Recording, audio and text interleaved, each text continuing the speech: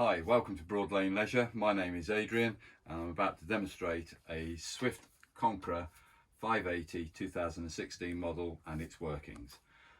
So if you can imagine that we have got the services already applied to this particular vehicle, so I've attached the gas cylinder already, the battery, the water and the mains electrics. They're all on this vehicle already and we're all set up to demonstrate the internal workings of this vehicle. Once we've got those services attached, that will be the first things you do. You come inside the vehicle and we're going to come down to what we call the power supply unit, PSU as we know it in the trade when we have telephone conversations with suppliers. So it's a PSU, power supply unit, and this distributes 12 volts and also mains electrics at the same time. On the 12 volt side of stuff, the first thing you would come to is the system shutdown button, and it may be in an out position like so. If it is out, it's in an off location. When I press it in, you'll hear a couple of beeps. There we go. And that is telling me that I've now asked the supply to go to the control panel above the door, the command control panel above the door. So, turn the system on 12 volts. These are just fuses. And we've got a green light here that tells me that I know the battery charger, which is just located on the front face here. I don't know if you can see the battery charger. Here we go, the battery charger is supplying the system. All right, with the green light on there, I know the charge is working. If the green light's not on, i.e. if I take that one out of the way, the green light is now stopped, and I'll introduce it again. So the charger is now working and I've got supply on there. A couple of beeps again because we are working this vehicle directly off mains electrics. We haven't got the battery, although I said I attached it, we haven't got the battery in place. So we've got a series of fuses here, blade fuses. They are just standard car blade fuses that you can get from Halfords or any good caravan accessory shop, or even some of the sites do stock these days.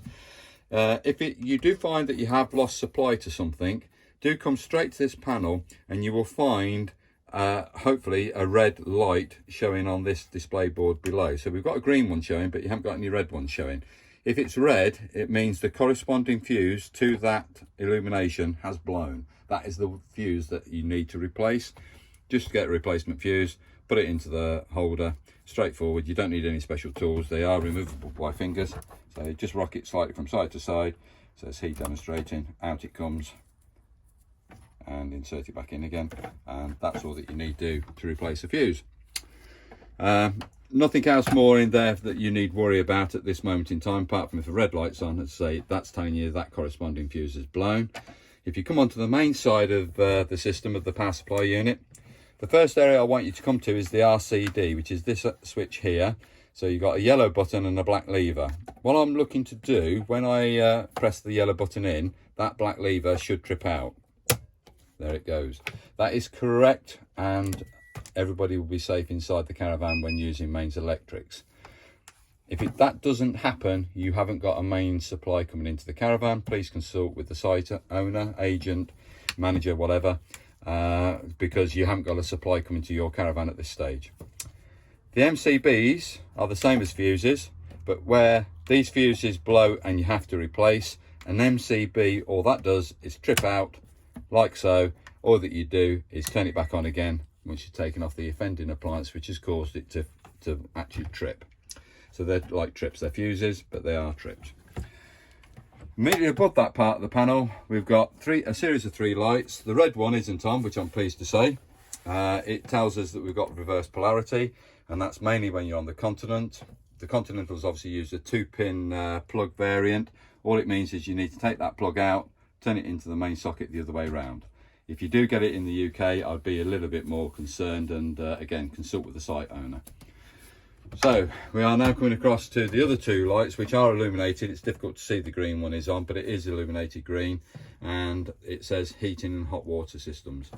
They need to be on for supply then to go to that particular appliance. If these are not located in, and again they're in, that's off, they need to be located in, then you are not going to get supply through to that particular appliance if you want it to work from mains electrics.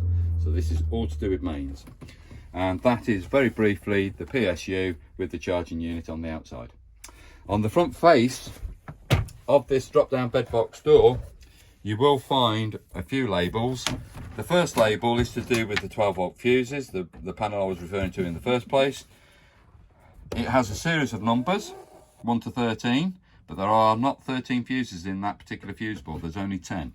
So just refer to the top 10 items. It will tell you down the second column the ampage of that fuse being used. It will tell you the colour of the fuse being used, and then the distribution of what that particular fuse serves. So it's very quick and easy to come to and understand. And then on this side of the board, or of the label, you find what the MCBs, MCB1 serves the 230 volt sockets or 13 amp plug. You also get your MCB2, 16 amp is for heating services and some extra sockets. And on the MCB3, it's fridge and charger. Okay, so that's just a very quick explanation of what they do and where they go and where the energy goes from the PSU. And what we're going to now go to is the command system above the door. So above the door, we're now coming to what is the Swift Command version 1. There's 2 variants of this particular command system.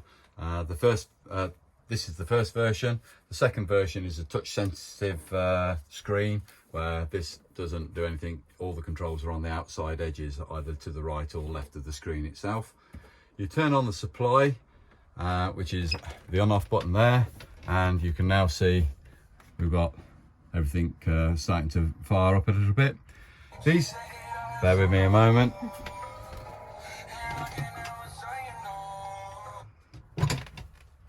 So I won't turn the panel on and off too often, because otherwise the radio cuts in as it's meant to. But what I want to come to is the series of buttons on the left hand side of the panel. There's 2 light switches, which I'm going to explain what they do, an awning light switch, which is the one at the top, and a water pump switch, which is this one here. And I'll go into the display in a moment and just explain what we've got being shown there. But let's make the lights come on first. There's one light switch on, that's the second light switch on. So if my colleague just pans back slightly, I'm going to just turn those lights off. As you can see, I'm operating one of the switches on the panel. It's the top one, and it's serving the front end lights on the overhead lockers. All right, so there's one half of the circuit going there. If I operate the bottom switch, we will then find that it's operating the back end of the caravan for lighting circuit. So if you can imagine, there's 2 light circuits within the caravan. I'm now operating the bottom switch, and those lights have gone off, and there they are back on again. So bottom one, back end, top one, front end of the vehicle. And this is for the awning light. Now when I press this one in, I'm going to get a little blue light there show up to say that I've now turned the awning light on. I'm just going to visually just check it to make sure that it has turned on, which it has. Trust me. I would say I'm a doctor, but I'm not. Anyway, so that's the awning light on and off by a manual control switch here, and that's off again. The one at the bottom is for the pump, but I am going to come back to that because we're going to cover the pump system in a little bit more detail than what we're showing, other than just turning it on and off. Hopefully you're happy with that part. We're going to just do the lights first then. So if I go in front of my colleague, around the caravan we have got various switches. Let's just talk about the spotlights that we see illuminated right now. These are reading spotlights. They do rotate, so you can put them into any position. Hopefully that's not too strong a light, but hopefully you can maybe be able to see that dim. Or I could increase the intensity, because the back end of the spotlight, you can rotate it and it actually increases or decreases the intensity of the light being emitted. They have a switch on them, and they're LED lights. They're very low energy. They don't get very warm to touch. This has been on a couple of hours now on this particular vehicle, and there's hardly any heat being distributed off these particular bulbs here. Okay, so they're the reading lights. Immediately above our head here, near the panoramic window, we've got what I call downlighter system. I think it's this one here. That was good. That was a good guess. So there's 2 switches on the panel. There's one onto the near side of the vehicle. This one I'm operating now, and the one on the off side is for the overhead locker lights. Yeah. Okay, so overhead locker lights are operated off that switch. The downlighter in this area operated off that switch there. And I believe that is the front half of this vehicle covered already. We have got a splashback here with lights that illuminate that splashback area, and the rocker switch on the panel front face here above the 213 amp sockets here that you can see. What does that. The downlighter side of stuff, which are going to be here and also panel illumination elsewhere, is operated off a switch by the door. Says he, so it's that one there. So just got to get the right switch to make it work, and it's the bottom switch of the two. There's two switches, and on this case it's this one here. Operate that, and that's doing the downlighters that you see in the kitchen area, but also the light above the refrigerator is all operated off that switch there. So the top switch is for the awning light as well. This is on the side of the refrigerator housing. There's a top light switch which operates the awning light. So you've got control on the command panel, you've got control on an individual switch by at the top end of the door there, the top switch, but you also have control of the awning light available to you via the alarm button on the key fobs, to which I'll just come to very quickly then, now I've mentioned it.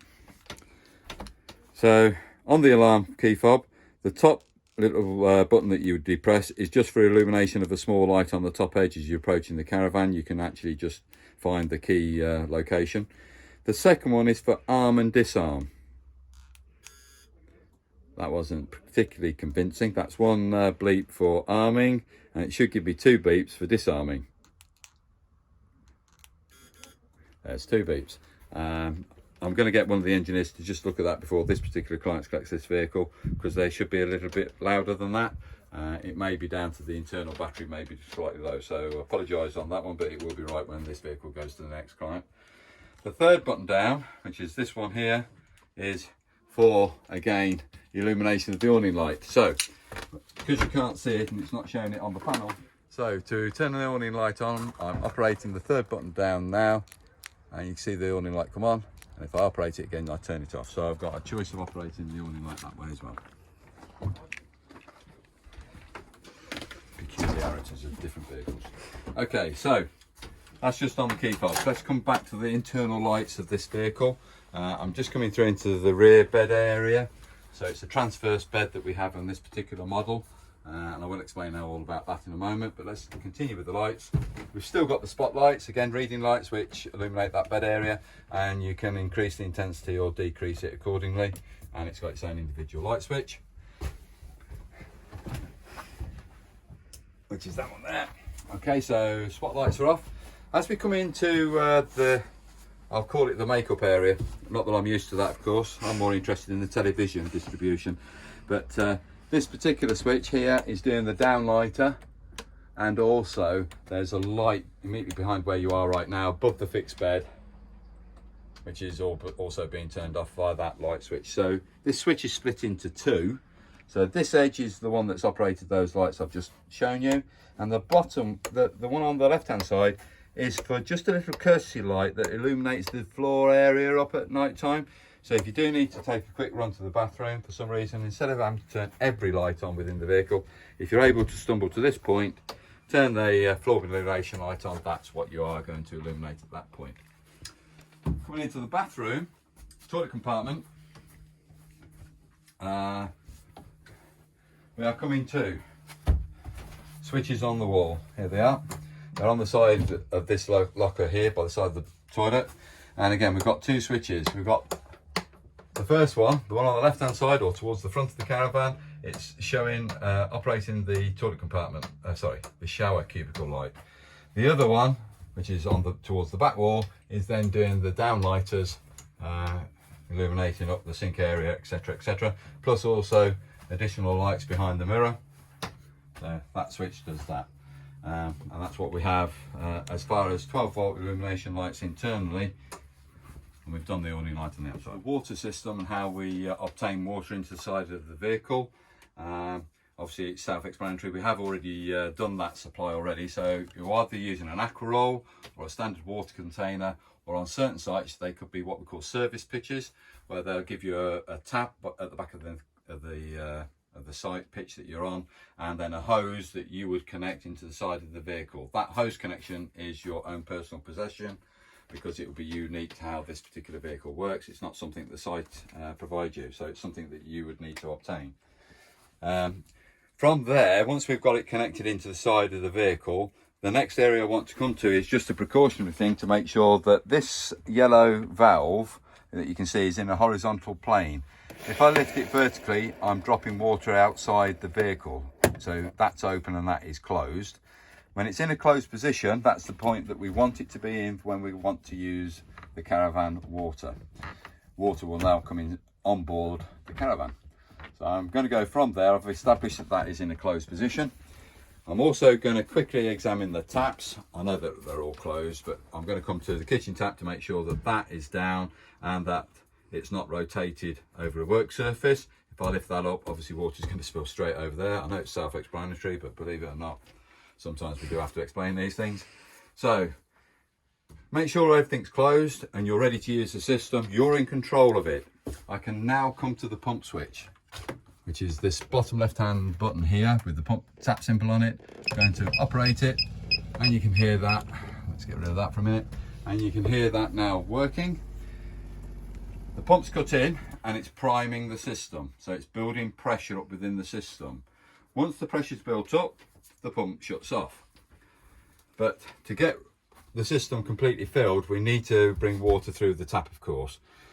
Initially, I'm going to ask you to operate it on the cold, which is completely opposite to what Swift asks you to do. The manufacturer says they want you to prime it through on the hot, but I'm asking you to prime it through on the cold, and my reasoning behind that is that you will see very quickly that you are going to get water through the system, that you've not left the drain down valve open or something similar to that. If it was left on the hot and the drain down valve's open, because it takes over a minute for water to come out the hot side when priming, you could be putting all the water on the floor. It's not coming inside the caravan. So the reason I say go to cold is within a few seconds, you're going to see running water there. Once I've established a nice steady flow such as that, I will then introduce it to the hot side of the system. Now we've got a nice steady flow through the hot side. We have already primed this system already for use, as I say. So now we've got a nice steady flow of water through there. That would be when I can actually now start to introduce a heat source to the combi boiler located in the front offside corner. That is this silver box that you may be able to see right at the front end of the vehicle there. That is, I'll just point it out there, that is your combi boiler. It's made by a company called Aldi, and we'll now demonstrate the Aldi system to you. So again, over by the command system, we've got a additional control panel. It's the Aldi heating system control panel. As I turn the system on, it's pressing this on-off button here, and the panel comes live and it says Aldi, and it's a 3020 boiler. That's the very latest boiler that's on the market from Aldi. There is a 3010, there's various other models besides that, but mainly in caravan installation, it's either a 3010 or a 3020, and that's what we've got here. It's already gone to sleep. I'm now going to ask it to come live, which is this panel here.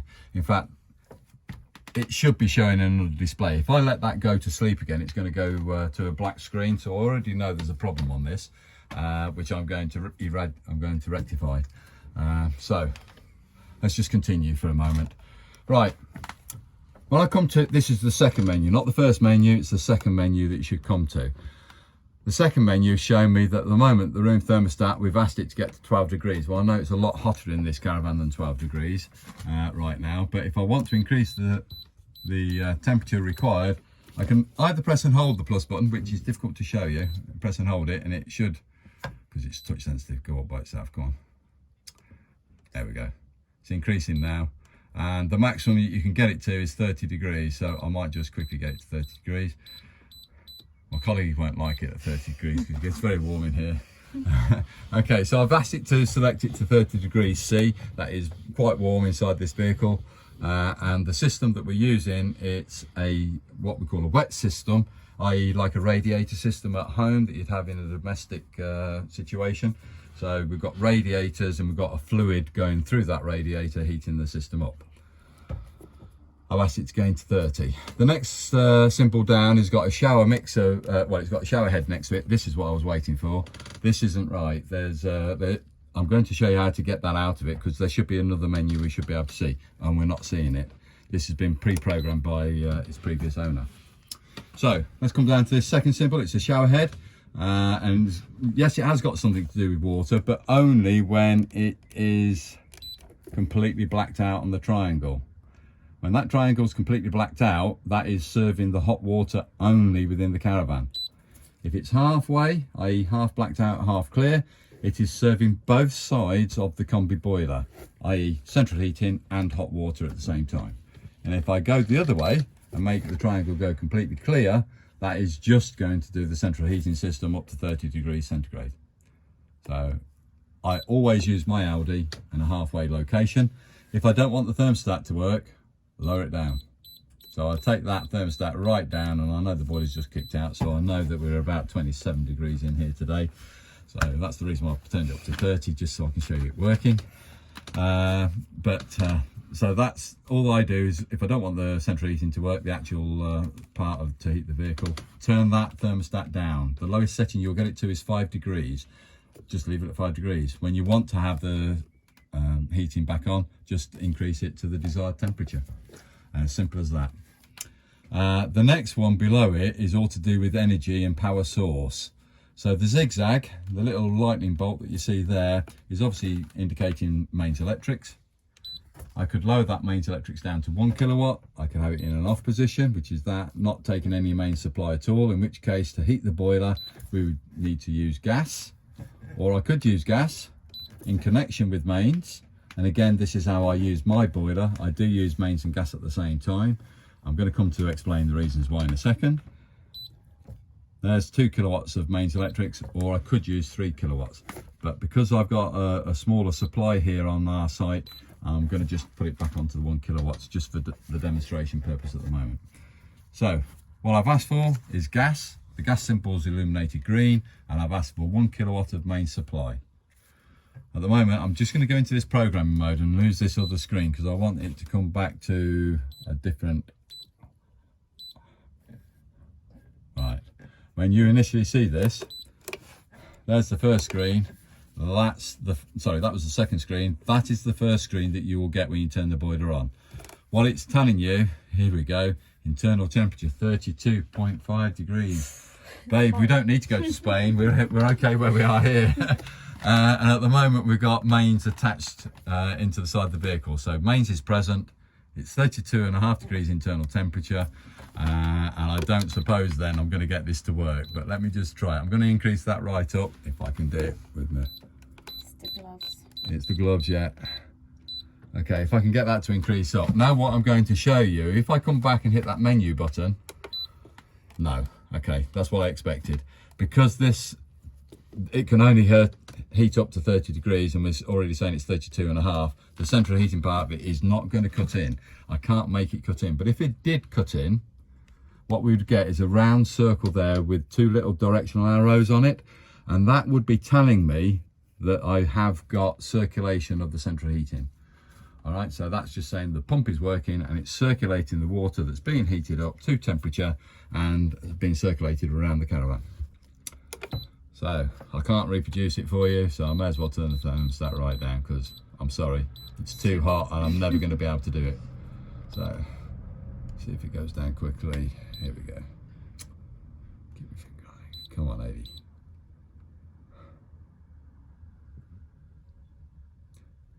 I'm now lowering that thermostat right down to 5 degrees. Okay, so why was I having a dark screen to start off with? It's something that I do set up for a customer. These screens during the day are fine to look at, but at night time, this illumination panel here can be quite bright, especially if you're going to bed at night. And personally, I don't like any light at all on in my vehicle. Many customers complain about it. So what it means is that the standby menu, this one, the first menu, can have a reverse screen on it. So I'm going back into menu again to come into a program. I'm going into the spanner, and there's my clock. This panel here isn't being displayed. They are for other functions. Here's my panel I'm referring to. I'm going to go into that one, and I'm going to change the screen from saying bright. I want it to say invert. Don't want dark. Dark means you can't read it at all, but invert will mean that the standby screen is in reverse. So instead of it being on a white background, it's now on a dark background with white writing. That panel illumination is is acceptable at night time. It's not shining in your eyes, etc., etc., creating a night light. So the system's up and running. It will take about half an hour for it to heat up. The reason why I use both gas and mains at the same time is that the initial burn, the initial heat up of the boiler will be using both gas and mains. But once that boiler has established the temperature required within the vehicle, the gas side of that system will close down. It only comes in a situation where if your demand is greater than what the mains can sustain, then it will ask the gas for a contribution to heat that boiler.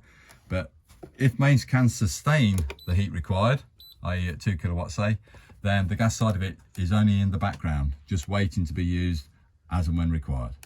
So I use it that it does it automatically, so I leave it like that. But end users may prefer to use just mains, or if you haven't got mains electrics, you've got to refer back to gas. Your personal choice. So over to the refrigerator. This is a Dometic appliance, and is all the controls for the operations are on the top panel here. It has got its own little freezer box, which is immediately below this panel, and obviously the rest of it becomes a fridge, as you would be used to. All right, the little on-off button here is to establish supply. So turn it on, and we have illumination. The first part of the system, it will always go back to what it was last working from. So if I had it plugged into mains, which I obviously did, and the thermostat which we've asked it to gain to is at its highest setting, especially at this time of the year when it's 32 degrees inside, it needs to be on the highest setting to keep it cold. All right, so let's come down to, say we haven't got a main supply, but we want to operate it on gas. All that I would do if I want to change the symbol from mains is press that one in once, but twice actually. First one brings the panel brighter. Second one allows you to change the source. So I'm now onto gas, and it's automatically going through its own ignition sequence. I can hear it working. There's a brief tick, tick, tick, tick being given off. In a moment, when that tick, tick, tick stops, it means I've ignited it, but probably it won't because I haven't primed this system as yet. So we'll just see what happens to it. We'll persist for a wee while. While that's going on in the background, okay, we have got ignition. It has stopped, the igniter stopped working, so I know that it has actually ignited the system, and I haven't got a failure on the light here because that would show me I haven't been able to get the gas side of the system to ignite within a certain time frame. That would start to flash at me, and also to give an audible noise. Right, so that's now operating on gas, and of course you obviously got the 12-volt battery symbol. That's there for when we actually go towing from site to site, or from home to our desired location. You would use it on the battery symbol because it's coming off the tow car. The supply comes off the tow car, not off the caravan system. The only thing that needs to be live, you do need the command system turned on, and you need that then to be pressed in. It will go into alarm because there's the alarm. I said it would flash, and it gives an audible sound. Because I haven't got a tow vehicle on the front of this vehicle, it's obviously showing that I haven't got a power source available. So choose a different power source. Let's go back to mains electrics. There it is. Okay, so mains is now turned on again. And if I want to adjust that thermostat, because I might be using this vehicle at different times of the year, and I don't need it to be working at full level, I could be using it that, which is more winter time use. And as you start going up the gradient, the higher up the gradient you go, the colder the refrigerator is going to get, or you're working it in higher temperatures. So if you're in the south of France, you're going to need it on the maximum temperature. And that is the simple workings of this particular refrigerator. To release the door latch, you're going to come to the handle here. So I'm just holding the door in place while I'm pulling the handle, because otherwise it will release. So you pull it forward like so, and at the same time you then just pull the door open. Simple operation. And that is just the normal standard handle. There is some information located normally at the bottom of the fridge. We call it a data plate. I am going to quickly show you that, purely because if we do have ever an issue with the refrigerators, we're looking for this white sticky label. Now this one's a little bit messed up because it's had this is a used vehicle, but what I ask you to do is just take that image on a iPhone, on a camera phone, and then email us the picture or message us the picture, because the information we need off that data plate there gives us what we need to order parts should they be required for your fridge. Okay, so we're over to the cooker area, and in this particular case this appliance is made by a company called Thetford, and it's called the Aspire 2. So it's the second version variant of the Aspire range that they produce. It is, or has, one electric ring and 3 gas rings. These two are of the same size. I call them the medium size. On some versions you can get a very large gas ring, but this is the smaller one. So I call them the two medium size, and that's the small one. Right, for the operation of all this area here, you're coming on to the front face of the fascia of the oven, and the far left hand valve is going to be for the electric ring. I can go directly from 1 all the way around to number 6, or I could go from the off position, which is that, straight to number 6 if I wish to. And yes, that's warm, so I'm not going to leave it on any more than I need to. That's actually already heated up, or it's starting to heat up. I'm going to come to the gas valve operation. This valve here, indicated by that little square, is going to be for this ring here. The one with the dash next to it is going to be for the grill. The one with numbers all around the valve is going to be for the oven. And then the remaining 2 valves are going to be for the remaining 2 rings on this side of the hot plate operation. So let's come to this one, turn it to the full flame, press the valve in. That allows the gas to start to flow. Press the igniter and away she ignites. After a few seconds, it says heat's gone out again because we've got air in the system. There she comes. We've got the gas supply back through again. Release, that's on low, there's high and off. Same applies to the other 2 valves. I'm going to turn them both on at the same time. Multitasking, videoing and operating equipment. Perhaps that should be a risk assessment for a male. It's one of your funniest jokes, yeah. And here we go. So obviously the smallest ring is on low and high, and the one at the rear is on low and high and off. Straightforward operations, nothing too technical there that you need to worry about. As I open the grill door, you might see this panel start to move with it at the same time. It's a thing that's meant to happen, that is sprung loading. So when the grill door is in use, or if the grill's in use, any heat being produced out of the grill travels past these valves and stops them from being heated up, so that you're not actually touching a very hot valve. So that's just a safety thing that they've built into this particular appliance. So operate the grill, come to, from the left hand side, the 3rd valve in.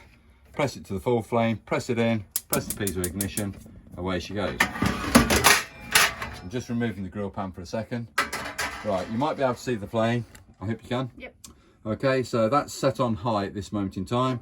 I've depressed the valve for about 10 seconds or just over, and now it's onto the low setting, which is still on, yes. So you got anywhere between there to there as a variant in flame.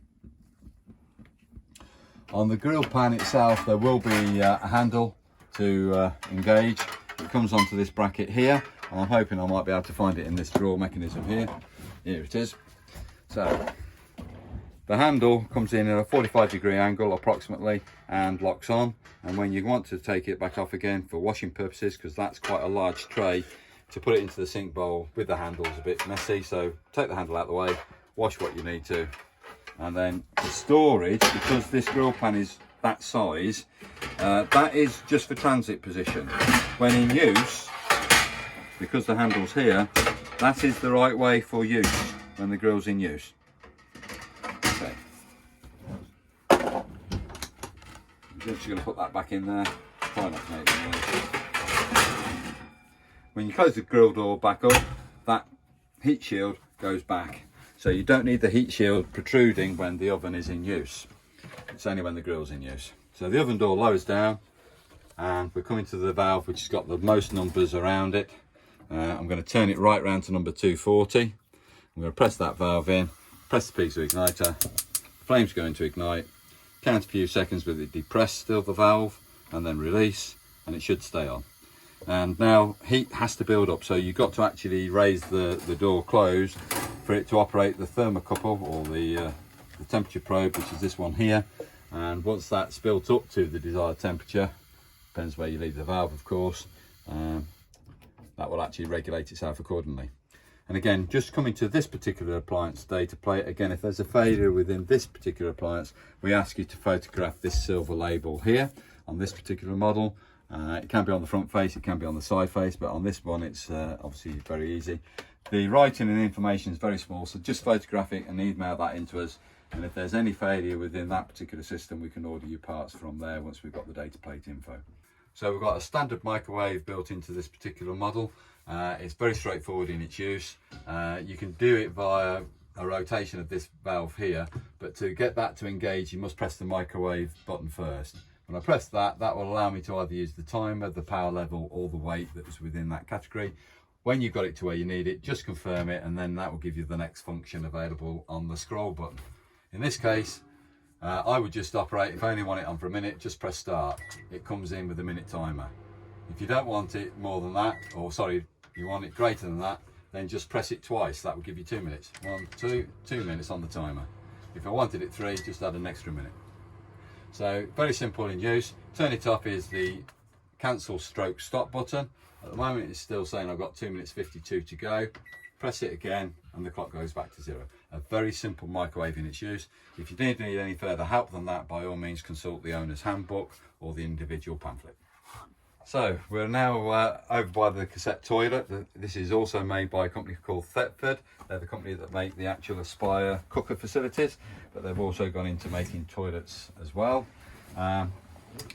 Right, so the toilet is what I call a swivel bowl mechanism, so you can rotate that to a desired, more preferable location for use. And it has 2 tanks. The top tank from here to here contains fresh water for flushing purposes. You would fill that flush water from an outside hatch on the side of the vehicle, just on the outside edge. So it's not internally that you fill it, but externally. And the cassette, which is from this part down, is the holding tank that contains all the ablutions and waste that you actually drop into it. So flush water, you'd fill up initially on startup. You can put a pink chemical into the flush water. It helps to keep the flushing water smelling nice, so makes it nice and a nice odour when you come to flush it, but also it helps to keep the bowl clean. The bottom holding tank obviously contains all the ablutions, so that's where all the smellies are. Alright, so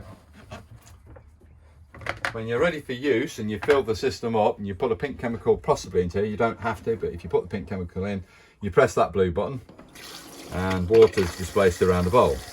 We've got a very weak solution of pink fluid in this. This is not the right mixture at this stage. But you flush it, as you can see, and then to dispense of that, I'm coming to a lever that's on the very front face of the toilet here, and I'm going to move it to the rear. So as I do that, you'll see the blade retract, and it goes down into the holding tank. I'm going to seal the blade back up again. So can you see that operation? Does that feature? No, that feature there. All right, that's the movement to retract the blade, and you can see the blade opening and closing within the toilet. Okay, so the ablutions drop down into your holding tank, seal it back up again, it's ready for the next user. The only other thing you need to be aware of is that there is an illumination point here. If that ever illuminates on the tank, it's telling you that the holding tank, the cassette, needs to be emptied. Again, that's removable from the outside of the vehicle, and my only other bits of advice that I've got is please try to use dissolvable toilet tissue as opposed to more domestic quality toilet tissues, because they're of a thicker nature and they don't dissolve quick enough. But in a cassette, if you can use the dissolvable type that you'll get from caravan accessory shops, dealers, etc., then please use those. Broad Lane do have them in stock, but if you can use those items, they do dissolve a lot quicker. The difficulty you have if you use the domestic quality one is it doesn't dissolve, therefore it gets wrapped around the mechanisms in the holding tank, and somebody, unfortunately, some poor person, we call them engineers normally, has to put their hands down the trap wearing very long gloves to be able to clear any blockage that might be in the cassette. You will be charged for that work because it's the end user that's caused it to block up. I've also informed you that you do need to use dissolvable toilet tissue. Thank you. So coming through into the shower cubicle, first off we have a travel catch on the door. That is the location it should be for transit.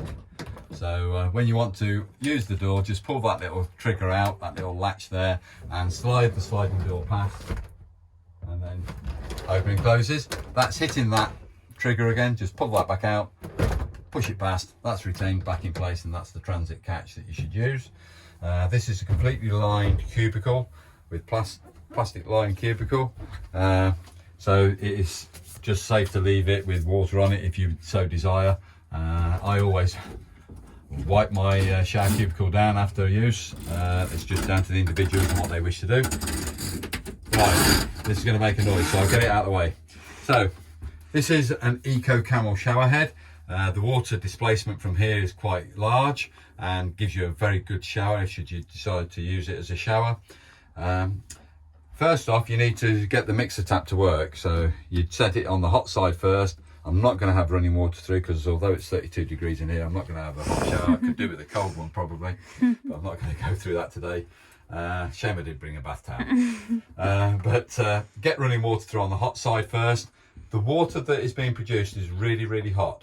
So I don't suggest you have it facing towards you. I'm suggesting you have it facing away from you. Get the temperature right, so you set the mixer to where you need it to be. Once you've got it to the desired temperature, turn the shower head off. That little tap there, plunger, just pushes in, bring it to the shower, to the rise and fall rail, raise it up, get it to the right location and pointing in the direction you want, and then just turn the switch back on. What you've not done is altered the temperature setting. Albeit there'll be a small amount of water which would have cooled in that little process. That temperature would have just dropped slightly in the pipe run there. So just be aware of it. It's not going to be the temperature you actually asked it to get to because it's going to slightly cool down a little bit. And then you could either turn it off after you've lathered yourself up or got yourself wet, lather your hair up, turn it off, save a little bit of water should you want to. Or for me, I'll just leave it running like I would at home. Hey, I love these showers in these caravans. So the only other thing I want to show you is that there is a series of holes around the shower handle area. Okay, what happens is as you turn the mixer off and you've stopped the water from flowing, water will just flow back out of the shower head and come out of these holes here. So you will get a weeping of water when you turn the shower mixer off. It will just weep out of these holes. It's for a frost damage protection. It stops this water from freezing inside the shower head, causing it to fracture. If it does fracture, and we have had it, we do have the conversations with the end user, oh, my shower head's fractured. Yeah, I appreciate that, but unfortunately it's because it's not been drained or you've left it full of water. Well, in this case, it can only drain. So we're saving you any embarrassment from there. So coming to the window systems and blinds and ventilation within this particular vehicle, these are what we call lever latches. I am going to show you something slightly different on one particular window only, as we do get quite a few phone calls, but this is completely sealed at the moment. So just raise the window latches and the arms, the latches on the arms, and you could open the window either to a desired location, or we could bring it back down and put it into a secure-ish location. If somebody gets their fingers through underneath here, which I can obviously get my fingers through, as you can see, then if they did wrench the window open, they could possibly break the window latches. They are only made of plastic, but they could break, I suppose, but it's semi-secure at least. So when you want to have full ventilation, then just release all the latches, push the window out and lock the thumb screws up on either arm just to retain that window in a latch position open, and we get a nice ventilation. Obviously, if we're in Scotland, we could get a load of mozzies and things like that come through, so we would now come into what we call the fly screen and blind mechanisms. That's this arms here. We can see we've got a fly net now lean location. So the first thing I pull down is the blind. I could do it all in one, i.e. that's both up, that's both down. You don't have to do it individually. And that's the fly screen down and stopping anything from coming in through the windows. Same applies to roof vents. They've all got night blinds and fly screens on. Let's just come to the night blind. If it was a nice, really hot sunny day like it is outside, but we haven't got the sun round on this side yet, sometimes clients like to leave the blinds up to actually reflect any heat that's the sun's generating. Well, unfortunately, if it was completely sealed up like that, that is wrong. We must allow for ventilation to take place. these blinds have got silvering on the back of them, so any heat that shines onto that window is being radiated back against your perspex window. And if that perspex window receives excessive heat, as you might be able to just see a little round symbol with a little book inside it, it's the one on the bottom left hand side, just where my finger's about to point now, just that second symbol there. It says read your owner's handbook, because if I was to leave the blind down, the heat being reflected against that will distort that perspex, and it isn't covered under warranty. So please just be aware, allow a small area for ventilation to take place. The excess heat will then come internally. Yes, it's warming up the caravan, but that is by far better than actually damaging the window itself. So the blinds, I just want to make you aware that the track arms here, the blind will go up and down quite easily in the track. But I'm just going to show you something that can happen mainly on the front windows and not necessarily on the side, but it's easy for me to demonstrate on the side, which I've now done. If you can take note of this block, it's sitting slightly back in the frame. And if you just take a look at that travel block there, you can see it's quite close on the frame. Yep. So as I try and lower that down, what it's doing is actually grabbing on the rubber, and I can't travel it down without causing it to drag. So what it's done is just come out the track, that's all it's done. Raise it to about halfway, pull the track arm out slightly, bring that block slightly further forward, and that will then travel up and down. It's just a quick tip, just in case you do find them very difficult in the operation, for some reason they've gone very stiff. You'll probably just check the track arms to make sure that those blocks are on the front face of the arm. If there's a gap there, they've moved out of location, just put them back into location. And that's going to be the windows, but I'm going to come straight to the roof vents. I'm going to choose the one above the bed because it's to hand. So at the moment we have got a night blind across it. These are not sprung loaded, these are just concertina blinds. The vent is open, you can see it's a nice blue day. With the lens, it travels, or the handle, it travels in a track. Okay, and it's got several positions that it can lock out into. So that's about 6 inches open. That's about an inch open, and into that position is completely sealed. If it was open, we could use a fly screen, is drawing that across just to stop any flies from coming in. Or at night time, we don't want to have the moonlight shining because I'm a bit allergic to moonlight. I am a vampire, and obviously don't want to be affected by the moonlight or sunlight. So for a television use, we can have 2 locations within this vehicle layout. One area is in the makeup area on this particular panel here. So it sits on the work surface, and below it we've got a double mains point. We have a 12-volt socket, so if TV is 12 volt, we operate it on the socket. And we've also got a coax point. This area here, these items here, are reproduced on the front console unit at the front end on the chest of drawers. We can have a TV mounted on the chest of drawers should we require it there for daytime use, obviously nighttime, daytime. From here we need to obviously get supply through, so we're coming into the wardrobe and we're coming into the aerial system itself. So this is a telescopic aerial. We need to release the lock nut, as I have done there, and we need to push the aerial up so it's in an up position. Now at the moment I know that roughly the aerial's facing in that direction, using that green screen there to give me an indication of the way the aerial's pointing. So at the moment it's pointing roughly where I need it to be for Sutton Coldfield. What you do once you've got it in that location, you've got a decent picture on your telly, you just lock it back up again. As you can see on this green picture, it's got a H in the window. On certain sites, and I always check other caravans as I arrive on site as to where they're pointing with their aerials, but also whether the aerial's in a horizontal plane, which is what the H represented, or V in a vertical plane. And you can see now the V, and it's a red in colour. The reason why it's red is because obviously in transit we can't retract that aerial down. It's sitting on the roof. So lift it back up slightly, just lock it up again, rotate the crank handle at the bottom, and you'll see that V now change to horizontal. So after use and you're ready to go travelling, you must retract the aerial down. A lot of people forget to do so. Rotate it so it's now facing forward, pull the pole down and lock the lock nut up. Now that signal goes directly to an amplifier, a booster box. And the booster box in this caravan, I'm pleased to say, is located in the locker just to the side of it. I don't know if you can see it there. It's got a blue light on it, and it's got a couple of aerial leads, and there's a switch or a dial in the middle. At the moment it is set onto its maximum setting, so it's at its maximum boost. If I wanted to decrease it, I would turn that anti-clockwise, so it's now facing towards the minimum, and that's minimum boost. But you normally would find it's better to have it on maximum, which is where I'm at right now.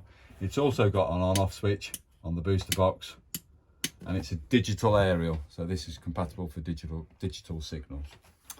And because there's two outlets off, there's one outlet in, which is the white cable going into the booster box. There's two brown cables coming out. One is feeding to the makeup area, to the work surface there, and the other one is feeding to the front point on the front chest of drawers. Okay. So we're over to the radio, and that is now located into the offside top locker. The source, or the on-off switch, is the source button here. We press it in, and we get a nice light illumination, and we might get radio come on. 3 months today. There we go. And really, it's a straightforward 12-volt radio that you'd find in a car situation. There are USB points and a 3.5mm jack point, so you can use iPads, iPhones, etc., to adapt in via the 3.5mm jack. But this is not a Bluetooth system, so your phone won't Bluetooth to it. It's made by a company called JVC. Quite a nice little stereo. To turn it off, press and hold the source button again, release it, and out it goes. Operations and functions are covered in the owner's handbook for that particular appliance, i.e. JVC, but you also find it in the owner's handbook, which is also supplied. To continue from that, we do recommend that you do read the owner's handbook to use as a reference guide. Should you come across faults, failures, just refer to the owner's handbook first.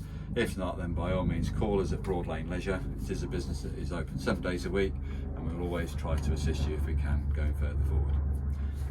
So the only other areas we haven't covered is the smoke detector and carbon monoxide detector. The carbon monoxide detector is something that we should just leave well alone. It's already up and running and operating, and is an item that is a certain lifespan usage. After 5 years, you should replace these carbon monoxide detectors. You can't replace the batteries on them unless you've changed the type of carbon monoxide detector you've got in your vehicle. But this is the standard product that's supplied in the caravans, and as I say, it is an item that is used for 5 years and then thrown away. Smoke detector works on the same size battery as what the carbon monoxide detector does, i.e. a 9-volt battery, but the smoke detector you can change. It is removable, you can change it, and that is just a case of just lifting it on the leading edge there. I'm not going to take it out because it does make a loud noise when we come to put it back in, but locate it better than what I'm locating it, preferably, and then back into the lock position. If you wish to test it, you press the button in there, obviously that will test it. If it does activate during use, when you have our cooking toast, which is the main cause of an activation, just come inside and press the center button. It will silence it for 10 minutes. I hope you find the information so far useful. The only other thing I haven't covered is the Omni vent, because I've just seen it above my head. So I may as well do the Omni vent now. So continuing on, the lens you have to have open if you are going to use the fan built in the Omni vent itself. As I press the on off button, I get a series of illuminations, but what I'm looking for is a bright light and a half light. So at the moment the fan has kicked in and it is extracting air out of the vehicle. Okay, so if I operate it one more time, you get a solid light now. So that's 1, 1.5, 2, 2.5, 3. So the fan speed increases every time I press the button. If I want to decrease the speed, I do that, or I could just go straight to off. But every time I turn it on, it goes into extraction. There's extraction again. If I want to change direction, because it's quite nice to actually have air coming the opposite way from outside internally, technically I should let that fan stop. There it goes. That's half speed. There's 1, there's 1.5, 2, 2.5, 3, and that's now bringing in a nice draft of cool air from inside the vehicle. Just helps keep the air flowing and everybody cool. When I finish using it, turn it off, You don't have to have it working at maximum, it's your choice where you leave this fan speed, of course. Hopefully that's self-explanatory. Once the fan's stopped, then you can lower the lens down after you've finished using it. It does have a night blind on it, which you need to grab the two little tags together, and you pull the blind across and locate it in that position, release the two tags. It's sealed completely, or there, or wherever you want it to be.